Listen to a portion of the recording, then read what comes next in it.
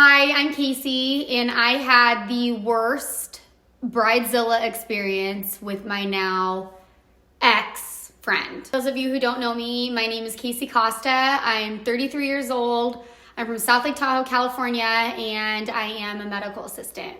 Okay, diving into the questions. First question, how do you know the bride? So the way I know the bride is before I met her, I was actually friends with her boyfriend at the time. He's friends with all of my friends. We lived in the same very small town. She lived 2 hours away at the time. So when she finally moved to our small town, I completely took her in. I introduced her to all of my girlfriends. I wanted her to feel welcome. I wanted her to feel like she had a good group of girlfriends. You know, she's new to town. That's a scary thing. So I just immediately took her in and took a liking to her and just kind of included her in anything that I had planned, any gatherings with my friends, and I just went out of my way to befriend her, which was clearly a mistake. Next question, how close were you two? So her and I were very close. Again, you know, she was newer to town. She didn't have any friends. So immediately she, gravitated to me and I took her in and I really enjoyed her. I considered her a really good friend at the time. And my boyfriend was actually friends with her boyfriend. So we would plan trips together. We would double date all the time. We would go out on the boat together. I mean, her and I, we were close, which is why this whole thing just crushed me. When was the wedding meant to happen? So what she did was she actually bought her own ring. She ordered her own ring and then gave it to her boyfriend and gave him an ultimatum. And she told him that he had 3 months to propose to her. So when he forcefully proposed to her, I believe it was around springtime. By then she had planned the wedding to be in fall. The wedding was in October. So it was pretty rapid. Everything was rather quick. And I remember she said, I only want blondes to be bridesmaids of mine. So will you please be a bridesmaid? So I was honored that she had asked me because I had considered her a really good friend. But also it was kind of ingenuine right off the get-go. Because it was just clearly she just wanted to find a reel of blondes, and so I guess I made the cut. What was it like being her bridesmaid? So being her bridesmaid was scarring, honestly, to me as an experience because, again, she was engaged, and shortly after that, my boyfriend at the time proposed to me, and she asked to see my ring, and so I showed her, my hand. I was super excited. I had no idea he was going to propose. Him and I had never even talked about rings. And so she takes my hand and she literally puts her ring next to mine. And she was like, oh, it's pretty. It's not 2 carats though. Oh, but that's okay. It's so pretty.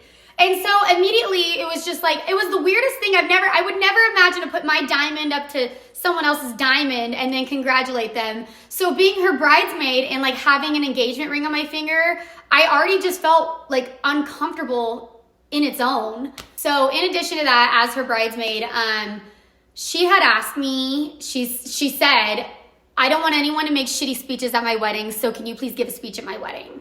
And I was like, wow, thank you. I would love to. Like, it would be an honor. I felt so touched that she would trust me to make a good speech at her wedding. Although she had been such a shitty friend prior to this, I was still going to make a great speech and make it a very good speech for her amazing day. And again, I felt touched, but clearly I was wrong. What had happened at the wedding that made you guys have a fallout? So prior to the wedding, the bride sent an email out to all of us bridesmaids with a full itinerary of the wedding. So it was a full breakdown of who we were walking down the aisle with, and at the very bottom of it was who was giving speeches. So in my email, it said at the very bottom, speeches were the maid of honor and then myself. Come the wedding day, the maid of honor stands up to make her speech, and she sits back down, sets the mic down. I then take the mic and I stand up to give my speech. As I start my speech, I'm noticing all of the bridesmaids are looking at me in the most disgusted look ever. Like, they were glaring at me. I felt so unwelcome. For some reason, it was just this awful energy and scowl. And then I could see the bride looking at them too, like they were communicating, like, what the fuck was I doing up there? What was the other bridesmaid's reaction to this, and what was my reaction? So I was so confused as to why I was getting these weird looks from the bridesmaids.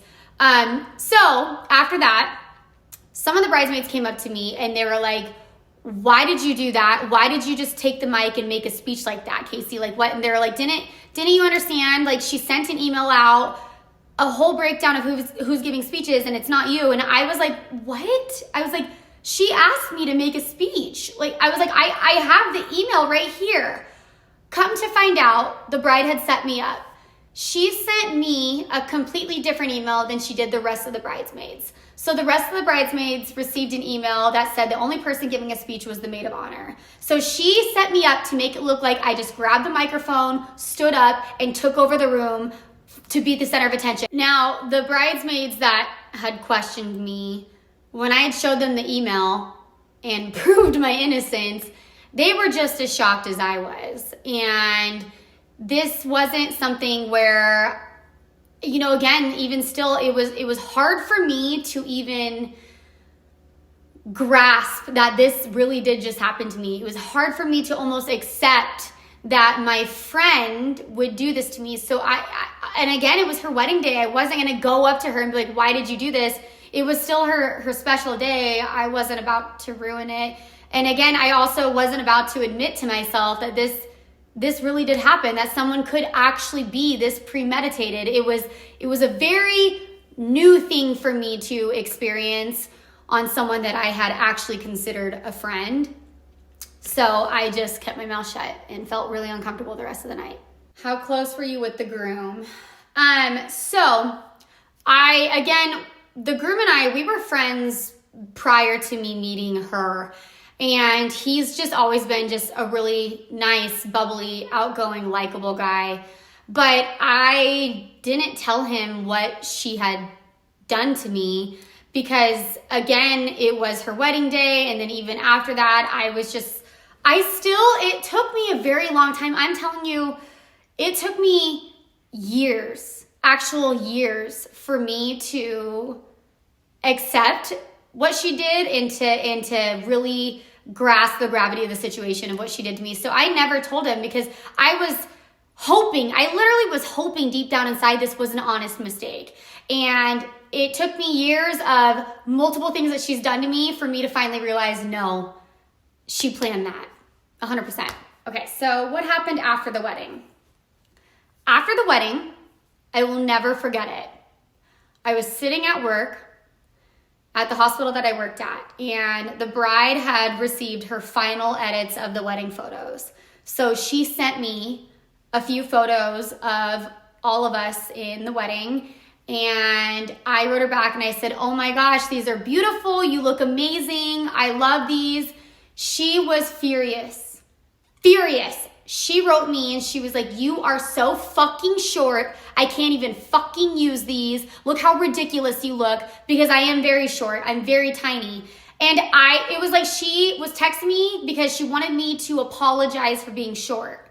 And I was so uncomfortable and shaking. And I literally said, I'm at the end. Why don't you just crop me out? Are there any signs leading up to the fallout? Even after the wedding, I stayed friends with her. I stayed friends with her for quite a few years. And I just continued to get hurt by her over and over and over again. And she would do little things, these jabs too. I mean, I was struggling financially, and she would just kind of always feel the need to remind me that she makes more money than me. She would say it when it came time to eating dinner. She would be like, Case, I'll pay for you. Trust me, I make a lot more money than you. And it was like, I can pay for my own dinner. Like, I don't, but it was just, everything was just so, let me remind you that you're broke and I'm not. Any chance she got, she would bash my career. She would bash the hospital that I worked at. She'd be like, they literally hired just anybody, clearly. I mean, it was just, and I just took it and took it and took it and took it. why did you share your story on social media? The reason why I shared my story on social media is because it took me years for me to finally make sense of it and finally be able to talk about it. And it was so oddly therapeutic. And again, when I made the first initial video about what this Bridezilla had done to me, I wasn't expecting it to get as big as it did.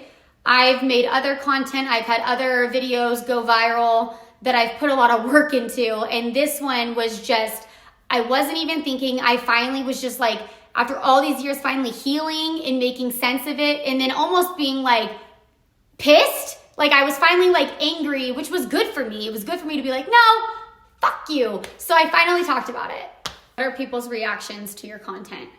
So people immediately, surprisingly, were just hooked. They were already like, I want to hear more. I want to hear more. I want to hear more. People were engaged. And the thing is, it was almost sick, but comical that I had so much more to fucking say, so much more to share, because she had done so many things. So people kept wanting more and more, and I had no idea that this would turn into a series. But I was like, you know what? Like, the more I talked about it and shared about it, I was like, this was crazy. Like, I can't believe this all happened, and it all happened. So I'm like, you know what? It felt good, because I think everyone could relate to having a narcissistic friend or someone in their life at some point or another. In addition to that, as far as reactions go, I am blown away right now, because after I shared these stories, I kept her name anonymous this whole entire time, and a total of 6 people have reached out to me who knew who these stories were about and shared with me what she has done to them. And I kid you not, 3 of the girls, she has done worse to them than she did to me. One girl is actually still in therapy from what this Bridezilla has done to them. So this just made me feel so validated in sharing my story and for it to go public. And I have helped so many of these girls. Each one of these girls has thanked me wholeheartedly, because what she has done to them has been so scarring, and it's ridiculous. So I am happily outing her anonymously. You ever get bad comments from people? And if yes, can you share some examples and how you may respond? So as a TikTok creator, I get bad comments all the time. But honestly, from everything that I've shared with this Bridezilla experience, I've had really nothing but support. And I think, again, it's because so many women can relate to having that mean girlfriend, that narcissistic friend. I think, unfortunately, there are more people like her. And so I think it brought a lot of us girls together as a community, where we were like, you know, I've experienced this too, and fuck bitches like that, you know, and let's stand together and yes, talk about it. You're like, share your story. Don't hide yourself because of what this monster did to you. Share it, speak it. We've got your back. Women empowerment. Let's do this. Popular question. What was her reaction to you sharing this story? This is the most famous question. And you know what? The answer to that is she has not reacted. She has not reached out to me. She has nothing, not a single thing. And I know for a fact she's seen these videos, because majority of the girls that reached out to me about what she's done to them live in her very small town. Word gets around fast. I know for a fact she's seen these, heard of them at the very least. She hasn't reached out. And it bothers me because she knows that I've kept her name so anonymous. And she knows that if she were to reach out to me, this is her admitting what she did, because I also called her out for fucking the guy that I was dating behind my back. After I just invited her and her daughter to a pool day with my son and I, she went and hooked up with the dude that I was dating. So she knows better, and I'm so annoyed. Like, reach out to me. If you don't want the world to know you're a shitty person, don't be a shitty person. The way that everything ended, I literally, after I found some more things out, I just blocked her. I completely blocked her. I wasn't about to waste my unlimited text messages on that monster again. And nothing screams guilty more than a girl who isn't trying to figure out why their own friend blocked them. She knows what she did. She knows that I found out a lot of things. She never even questioned why I completely disappeared. And you know what? Karma is just a real bitch because I'm sharing the story. It's all true. I've kept her anonymous just out of class because she's a mom now. I don't want anything to come back on her daughter or whatever. So I'm just keeping it completely anonymous. But you want to know what? Her ex-husband has reached out to me. He saw my stories. He thanked me for them. I mean, and you know what? I'm happy. I'm thriving. I have very good friends and I'm probably making more money than you.